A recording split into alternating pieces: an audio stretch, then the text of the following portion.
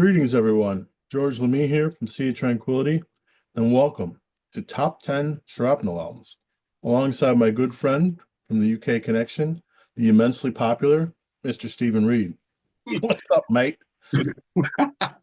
Well, I'm here anyway. Whether I'm still immensely popular after this, who knows? I don't think I even was to start with, but I'll take the introduction. Thank you. This one has been on the burner for a few months in different forms. We talked about maybe just a shrapnel list. We talked about a guitar instrumental guy list. This is between me, Pete, and Steven. Kicked it back and forth. We finally decided Steve and I would go on the shrapnel. And then if the demand seems to be there, maybe Pete and I will tackle the guitar instrumental albums list at a later date. But that is for later. As of today, this is when I say shrapnel, I'm talking about Shrapnel Records, formed in 1980. Started putting out product in 1981. They are based in Novato, California, run by a guy named Mike Varney. He's a guitar player in his own right. And from the get-go, the goal was to feature young, upcoming, virtuosic playing guitar players. He had a column in a guitar magazine called Spotlight. So he was kind of funneling all the guys that he would get through that, the submissions that he would get, and funneling the more virtuoso type players to the label, which only makes sense. So we both came up with 10. We decided no repeat artists in order to spread the love. You want to go 3-3-3-1? Yeah, if you want to do that, that sounds good to Okay. me. Why don't you give us your 10, 9, and 8? Well, before I kind of do, it is worth mentioning, I suppose, that I'm going to talk about me here. I'm focused on quite a specific style of shrapnel album because I will acknowledge that as years went on, there were releases that came out through the label that I was quite surprised to see were on Shrapnel. Shrapnel, something else that I'll cover as well. Um, Such as like UFO. I think Covenant came out through Shrapnel. I think something like Back to the Rhythm by Great White came out through Shrapnel, but not here. I don't know how much, if any, Shrapnel releases have ever hit the UK and Europe because nearly all, if not all, I've got some imports actually, so some will be Shrapnel, but nearly everything I'll talk about here, when I was young and getting into this stuff, I thought these were Roadrunner albums because they all came out through Roadrunner over here. So I do have a few that say Shrapnel on them. Most of them say Roadrunner on them. So I'd actually bought a lot of these albums, was into this scene, and then suddenly found out, oh, what's Shrapnel then? So there you go. It's a little bit of kind of UK perspective on that there. But my number 10, it's maybe the archetypal kind of Shrapnel album. Okay, this is Cacophony. This is Marty Friedman, it's Jason Becker. I think they were 17 and 18 years old at this stage, something ridiculous like that. This is 1987. This was the debut from the pair. Now, this is a band, okay? And I do have to say that in itself is an unusual thing to have a band with a singer, although there are instrumental songs on here, and the singer is not pictured. That tells you a lot about what's going on in this label. Okay, we've got a singer. Where is he? We Yeah. haven't brought him. It's crazy. He was Peter Marino, and if I was to be honest, he's not great. And Yeah. that's why this album will never really go higher for me than number 10. I'm going to be indulgent here. I'm going to quote something that I actually found on Rate Your Music the other week when I was just looking through some of this stuff. I'm going to quote a guy called Abaris or Abaris. I hope he doesn't mind. He reviewed this back in 2008 with one sentence. And he said, the soloing is tasty, not tasteful. Now, I disagree with that bit, but I get his point. And glorious. There's some other stuff on here too, but let's not kid ourselves. Nobody gives a fuck about that. Now, that is a little bit too far off to the side. That there is an ethos of that here. On this album, the production isn't great, the singing isn't great, the drums are good, but they're kind of not the prominent part of the mix. This is guitar, guitar, guitar, and that actually brings it down for me because there's a lot of great stuff on here, but it's an amazing album, and the soloing is just off the hook.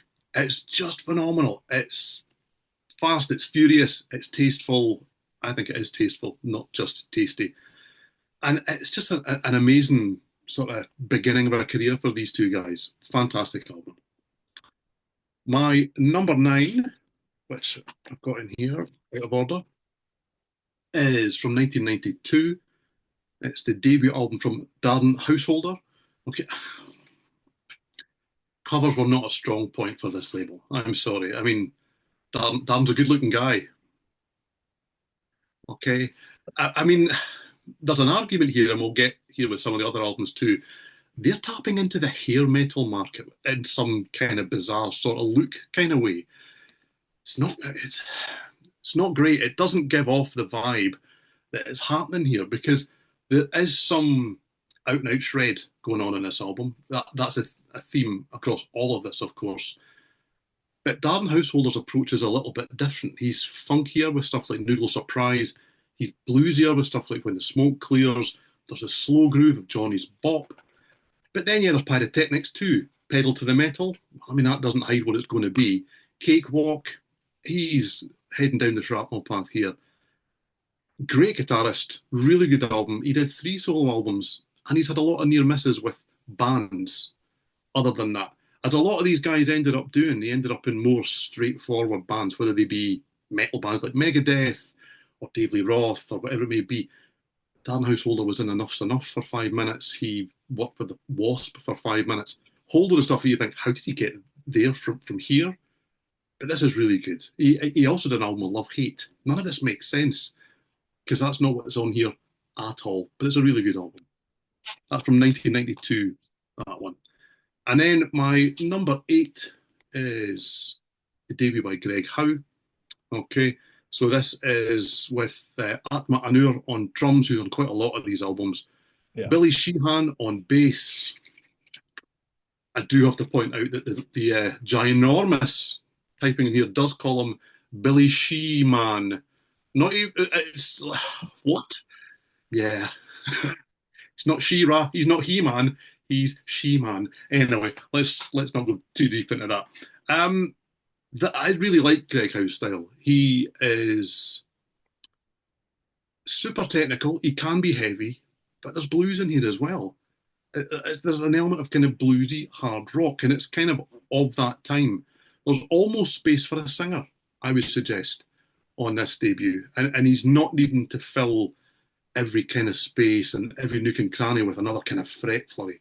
That also, he goes further with that with his Introspection album, which I very nearly chose out of the 2 that I had in for Greg Howe.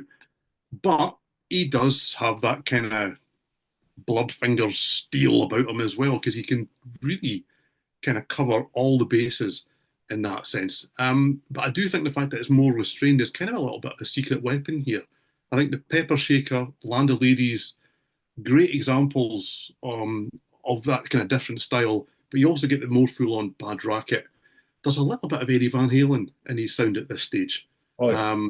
Yeah, and the more I listen to it now, I didn't really pick up it at the time. This is back in 1988. But now you go back and listen to it, I think, yeah, absolutely, it's there. And I do like After Hours. That's kind of a smoother, kind of more hard rock kind of thing. So yeah, great albums these are. So that's my 10, 9, and 8. Those are good ones. My number 10 is Vitalij Kuprij, Extreme Measures. It's 1998. And still at this point, you don't have anybody, a single guy. It's bands and guitar players. You don't have any other single musicians that don't play guitar until Mike Varney finds Vitalij in the mid-90s. And he not only signs his vocal band to his standard 4-album deal, but he signs him to do solo records, and he signs the singer to do solo records. It's unheard of at that time, you know. This is the second of the solo records. This is balls out instrumental neoclassical stuff, which is a little out of date at this point. It is more of an 80s thing, but this guy comes from the tradition of actual classical piano. He's steeped in that. He's got a band behind him, John Onder on bass, John Doman on drums, but what everyone's waiting for is who's in the guitar chair. And in this album, it's George Bellis, who's a guy that's local here. He had a vocal band here that he tried to get signed to Shrapnel for a long time. Barney never bid on it for whatever reason. But he played on a bunch of records at this time, and this is one of them. Extremely intense. This is a little bit one note, but that note, man, they do it so good. If you just want your head torn off in the neoclassical style, this is it, man. Destination, incredible. Track on Fire. Just when this video is over, go to YouTube and check out Track on Fire. Wow. Just tears your head off. There's a couple acoustic piano pieces here, Chopin readings. So if you like that, you have that flavor on here, but it's mostly just balls out instrumental neoclassical and really well done. And number 9, Criminy, Pete. So this, I had a buddy that was working for Relativity Records at the time, and they were doing distribution for them. And he brought this to a party one night, and it was a promo, so it wasn't out yet. So he was able to sneak a Shrapnel thing by me. And this was totally different at the time. This is like Pantera heaviness, and the vocals are a cross between some Pantera moves and Alice in Chains moves, and mixed with Shrapnel shredding. All 3 guys play their ass off. You got Derek Taylor on guitar, Scott Stein on bass, who I believe is a guitar player first and foremost, but he probably got drafted to play bass on this, and Rob Stankiewicz on drums, who is right there with Dean Castronovo to me as the best drummer that's ever graced the albums on this label. He's a really good player. As a metal guy, he eschews double bass, which is like unheard of. If he plays 16ths, it's usually between the ride and the hi-hat, which is a totally different sound, a lot tastier, more unique to me. But frankly, I'm one of the weirdos that's going to be listening to drums on these albums. Most people are not. Guitar playing is intense. A lot of cool unison lines with the bass. Basically, it's of the time based on those vocalists that he's trying to ape. So if you like that kind of stuff, you're probably going to like this. And number 8, Greg Howe, Introspection. Like you said, more song-based. He got signed to the 4-album deal. He did the one you said, the self-titled. He did 2 vocal albums that were like Van Halen worship. And then he put this out. And this is close to the debut, but it's a little slinkier. I've seen some people call it fusion. It's not. But it's got it leaning more towards the soloing's a little more obtuse than it was on the first one. A lot of straight pentatonic bluesy stuff. This is like that, but a little more slink in it. A little bit of Holdsworth in some parts. Great songs though. Jumpstart, phenomenal. Direct Injection. He's still playing Jumpstart in the live set today. So that tells you what he thinks of that. But my favorite song was In Step, which is a co-write with the bass player on this, Al-Samad Caldwell. I've never heard of before or since, but that is a different kind of song. That's not something you find on Shrapnel albums. It's having a hard time describing it, but it's a feature for the bass player, which is no surprise that he co-wrote it. And you got an acoustic piece here that's dedicated to Jason Becker and Desiderata. Basically, super strong album. Until you get to the closer, it's an overlong blues piece that doesn't really go anywhere. It doesn't change up very much. That's the only blight on it. Otherwise, it might be a couple spots higher, but this is a well thought of album in the genre. So, Greg Howe, Introspection. Nice. So, well, my number 7, going to 1986. Now, unusually for one of these albums, it's a solo guitar player. It's not just got a cover with a guy, well, doing this on it. Do you know? I mean, come on. what is this thing? What is this all about? And there's a version out there that I've seen online, I don't own it, where the feet seem to be different. They've got red stilettos on them. Yeah, she got red. I'm not convinced they're female, but they've got red stilettos on. But yeah, okay, Edge of Sanity. I kind of get it. Thankfully, the record itself is much better than that. You've got Billy Sheehan here, you've got Steve Smith here. So the band itself is phenomenal. And one of the things that I really like about Tony MacAlpine in general, phenomenal guitar player. He's a great keyboard player too, though. I mean, and he's as good at one as he is at the other, and he's not frightened to show both on his albums. I mean, the opening pair, Wheel of Fortune and The Stranger, they're fantastic. The former has a phenomenal guitar solo, just ridiculously good, jaw-dropping stuff. And the latter has great guitar and keyboard trade-offs. And you immediately know that you're in for a different ride here because he's doing more. There's textures here, there's a bit of depth, and it kind of takes a breath. There are a few missteps on the album, to be fair. The good stuff carries it above things like Quarter to Midnight, Live Soho, which is it's everything that people who don't like these albums call these albums. That's guitar wankery. It's what it's done, and it's recorded live, and there's Yeah. crowd noise there that's like, oh, From where, live from where? It's his debut. and it just sounds so bad, and it's just one of those strange. And it comes in at track 3. It's not like the last thing you think, oh, well, yeah, bonus rubbish. That's fine. That's okay. It just completely ruins the flow of the album. The first two songs go, whoa, and the third one goes, no. Whoa. There you go. And then there's also No Place in Time. It's a little bit annoying. It's a little bit less lively. I don't love that so much. And at least that does close the album out, so you can kind of just lift the needle off it or whatever you want to do. But yeah, really good. Really like Tony MacAlpine in general, but that's an excellent album. And more of that, really, because my number 6 also has Tony MacAlpine on it. You've also got Tommy Aldridge, you've got Rob Rock, you've got Rudy Sarzo, hence you've got, with the surnames, the Mars Band Project, whatever it is. The album's called Project Driver. Surprisingly decent cover for this label, it has to be said. I believe initially it was Craig Goldie that was meant to be part of this band, not Tony MacAlpine, which I didn't know. Or maybe Tony was going to play the keyboards and Greg was on guitar, but I think at that point Greg got the gig with Dio and all that kind of changed and moved on. Hair band. There's some of the biggest hair and rock here. Yeah. Do you know? I mean, they're putting Eric Carr to shame here. There's an extra, I don't know, 1.5 foot on Tony MacAlpine here. What is going on with this stuff? You could go, okay, and it's not just jealousy. It's not, okay? But thankfully, the album itself is really good. This is a proper band, and it was meant to be kind of an ongoing thing.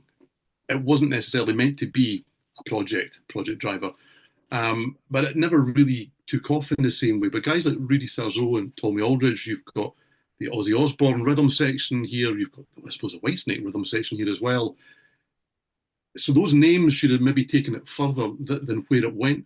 But musically, it's excellent. I mean, stuff like Who Holds the Key, Unknown Survivor, it's just really, really good. And it is a shame that this is the only one. I think the Mars Project, as it became, I think there's albums from Bob Rock more recently under that kind of banner, or Project Driver, I think it is. Sorry, I think he's gone under the Project Driver name. But nothing to do with this at all, really. It's just him and Frontiers, I think it is, using a name. Well, now anything else will be weird. This is worth hearing, though. And then we go to, well, this is a recent acquisition for me. Most of these albums, in fact, all of these albums, other than this one, isn't. And this is a recent acquisition because of the discussion that we had that led to this show. Yeah, George is laughing because when we first discussed Shrapnel in passing in the chat that we're in, Apocrypha came up, and I was like, do you know, I know this band, but I've never investigated this band. And the reason I know them is because this all started here for me. Everything Shrapnel, or Roadrunner, as it was in my world, started with Guitar Masters. I bought this on a whim from Gold Rush Records in Perth in Scotland here. And it's got Marty Friedman, Greg Howe, Racer X, Apocrypha, Vicious Rumours, Jason Becker, Cacophony, Joey Tafola, and Dr. Mastermind. Dr. Mastermind's a bit, anyway. Yeah. It's a great track list, and it's absolutely brilliant. It's got album covers on the back. This just ticked all the boxes for me, and I bought it on a whim, took it home, and was captivated by it. And it started really me buying all of these albums. Why I didn't go and buy this, considering that Westworld, the song from his band that's on the compilation, it's one of my favourite songs on the whole damn thing. Yeah. And I never went and bought that album, and it made me realise my kind of snapshot on this label is really quite tight. I think the earliest album I've got is 86, the latest is 92. And the reason for that is because they became scarce here. Because I would imagine, I mean, it was independent record stores I was buying these from, because it was probably only me, maybe one or two other guys buying these things. After 2 or 3 years, well, they just didn't stock them. They just didn't have them. And if you wanted to have an album that wasn't in the shop, you had to go to the counter, you had to ask the guy, you had to open the big Bible of new releases and go through and look at all these albums and go, oh, so is it this one? So you just picked up other things, didn't you? There was so much music in the late 80s, early 90s that it just fell off my radar. But anyway, Apocrypha, this is their second album. It's from 1988. It's the only one that I own. This is excellent. This is a proper band. So, you know, So and a lot of the Shrapnel outfits weren't really, it was people that were kind of put together. As I said, I really like Westworld on this. Side two is where it's at, though. Side two on here is just absolutely fantastic. The Hourglass, The Man Who Saw Tomorrow, Mystic, H.G. Wells is also on side two. It's a great song, but it's not the best out of those four. They've got songs like Alexander the King, so they're doing kind of these grandiose kind of epics, almost kind of predating what Iron Maiden were going to be kind of doing with lyrically and all that kind of stuff. This has been a bit of a revelation. Again, image-wise, these guys are not representing what's in here because right. this is fast and it's furious. There's elements of neoclassical. There's great guitar playing here. One of the few kind of bands on Shrapnel that's got just a dedicated rhythm guitar player. You've got a really good vocalist in Steve. Now I'm going to say his name here and get it wrong. Plocica. I don't know. Plocica. I apologize because the guy's brilliant. He's Yeah. really, really good. He has got range. He has got a bit of harshness. He can hit the high notes. This is excellent. And if you're interested in anything that we're talking to me that's actually a good starting point, I would suggest it's such a good in.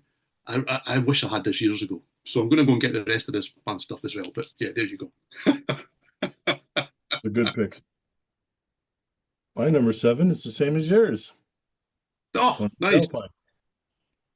I mean, I look at this as the one that started me up. I had one Shrapnel album before this. I had the Steeler album, but I hated that album. I mean, other than Yngwie's guitar solo, I thought the songs were weak. You know, Ron Keel, I Not couldn't good. care for.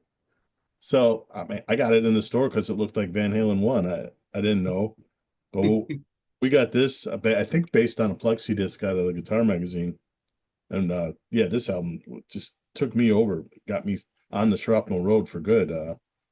But same stuff you said about it. Great rhythm section, great playing. The Witch and the Priest, incredible. The Taker, just great songs. The Stranger, Portnoy Sheehan, MacAlpine, Sharinian, they did that song when they were around. So obviously that was well thought of.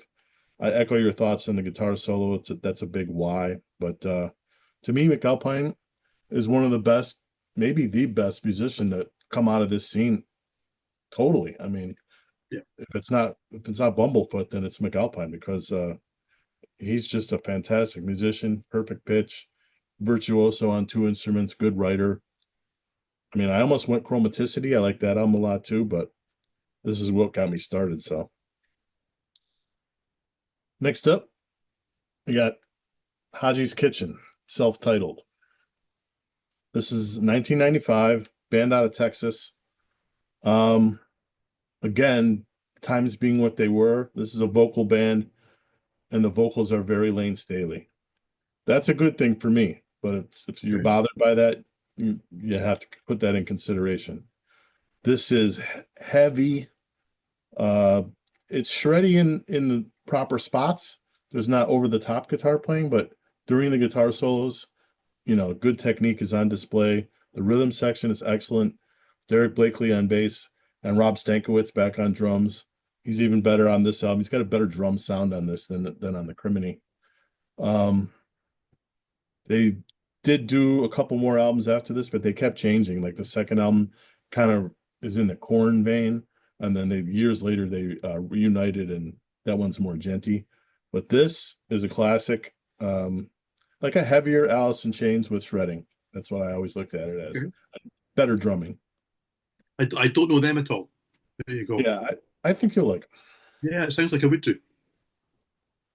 Um, my number, what am I, five? Yep. No, yeah, number five. Jason Becker, Perpetual Burn. Um, it's a classic of the genre for a good reason. 18 years old on this and belying his age. The maturity in songwriting, obvious maturity in technique. I mean, his technique off the charts. Right about the third song, Mabel's Fatal Fable, that's where it really starts heating up. You got Air, which is a brilliant instrumental. He starts out playing with actual classical guitar technique and then ends up doing a two guitar tracked thing that it's just has to be heard to be believed. 11 Blue Egyptians was the kickoff song for the second side of the vinyl. And those next three songs, they all have Friedman guesting on them. Because this is in between the two Cacophony albums. And it's just, that's my favorite song, Temple of the Absurd. That's just incredible. But this is a must have. The rest of mine are all must haves, and people probably know these if you're going to watch this show. But yeah, I had to have it in my top five. So Jason Becker. Okay, my number four is his partner in Cacophony. Wow, Cacophony. This is Marty Friedman. This is Dragon's Kiss from 1988. I really wanted to pick scenes from Marty Friedman, which I think was his second album with Shrapnel, So many years down the line, because I like the fact that it's a completely different thing. He's moved on a long way by the time that Scenes comes out. But my heart is here. My heart's on Dragon's Kiss. This is really just pushing boundaries for 1988. He's just trying everything there. And there's a kind of almost naive charm about this album, I think, in many ways. Jason Becker guests on, I think, three songs. Dean Castronovo's having a great time behind the drums. The production lets it down, and that's a real shame when you go back to it now. At the time, you didn't notice these things because it was just so sure. exciting. You go back now, and yeah, it does kind of lack something in the dynamics. Dragon's Mistress, the song, it's got such great presence, really fluid, tasteful guitar work. I like the softy, I like Namida, Tears, but Yeah. it's when the album really blazes. Things like Anvils, oh, just phenomenal stuff. That's a great album. My number three is from 1990. This is Michael Lee Firkins. He's got Jeff Pilson on bass here and James Kotak on drums. And that kind of gives you a little bit of a lean into where it's going to go because they're not necessarily known for kind of more technical stuff. Great players, don't get me wrong. Don't mean to diminish these guys. But realistically, there's much more of a kind of hard rock feel about this album, which I really like. It tapped into what I was listening to at the time in an awful lot of ways.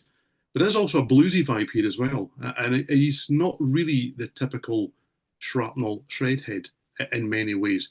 Lots of good stuff here. Runaway Train really belts along. Excuse my pun there. He's got such great touch and tone. And then you get things like Deja Blues, which obviously hints that it's a bit bluesy. So yeah, that is my number three. And then my number two is Digital Dictator from 1988 by Vicious Rumours. I love this band. So good. And this was their second album, such a step up from the debut.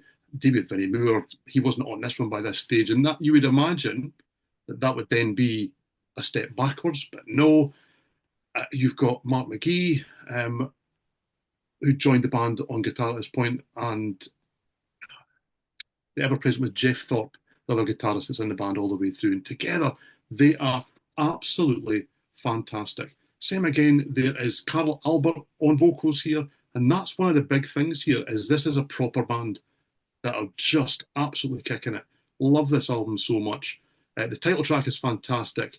Out of the Shadows, really good, fantastic stuff. That's my number two, Digital Dictator by Vicious Rumours. My number four is Anayak Requiem, Space Eternal Void. This is Derek Taylor 4 years later from Criminy. Now it's 1998. This is a one-man album. There's a band on here that doesn't play on here. I have that right from Derek. It's just him.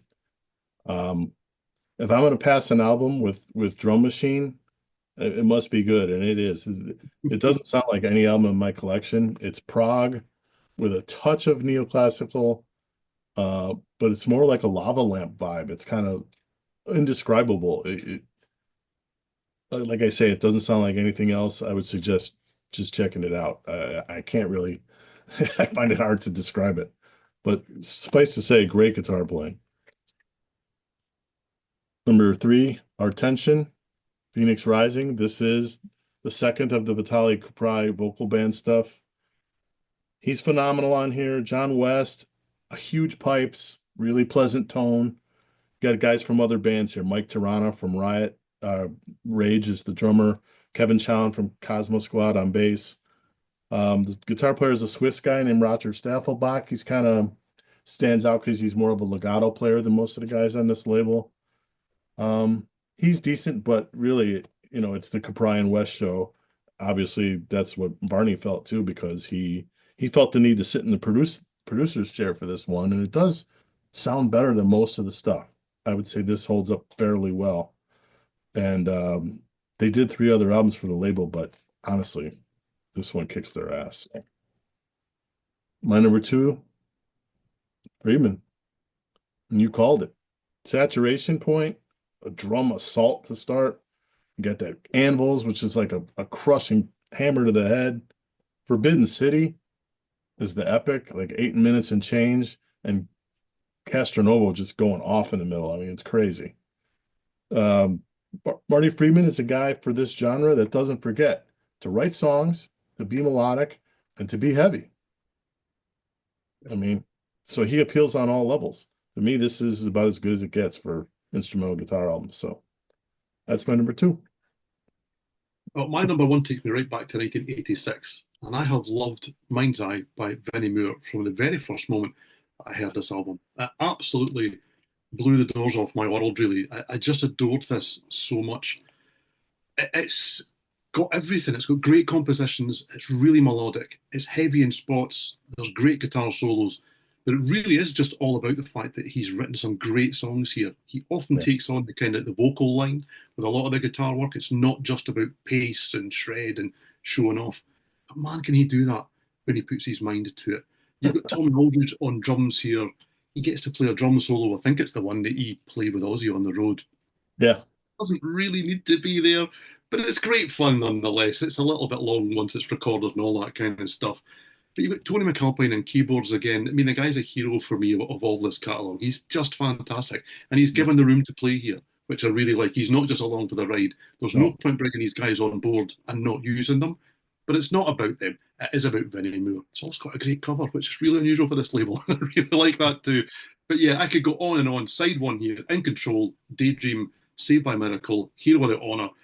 It's a winner every time. And side two is just as good. So yeah, it's been my number one from this label for years and years. Mind's Eye from 1986. Yeah, it's a great album. My number one's already been called Apocrypha, Eyes of Time. Yeah, they're from Las Vegas. I actually got to see them as I went out to Vegas to vacation, and they just happened to be playing. I went into a record store, and the guy at the counter was friends with lead man Tony Ferdinelli's brother. And he said, yeah, they're playing at this theater. So I actually got to see them. Um, and a little curiosity, Tony Ferdinelli went on to play in a popular radio band after the dissolution of Apocrypha, Third Eye Blind. And he ended up having a big fallout with them and sued them and all this stuff. But it's pretty interesting. Yeah, he's 18 years old on the first one, so he's 19 on this. Incredible. Marty Friedman in the production chair. So there's a lot of stuff that sounds like Friedman, both the guitar sound and the style, and that's a good thing in my book. The singer's kind of Halford meets Dickinson. He can handle anything you throw at him. Slightly progressive, but what I get out of it is heavy, just really good heavy tunes. And it's an absolute must. You got to track it down. So that's it. Tell us your favorites in the comments and tell us what you think of our picks. So you're going to do that anyway. So I may as well tell you to do it. This is on the web at chtranquility.org. Please subscribe if you haven't already and click on the notification bell. Below our links to all of our links, Ko-Fi, merch, everything. You know the drill. For my buddy Stephen Reid, I'm George Lamie. Thanks for watching.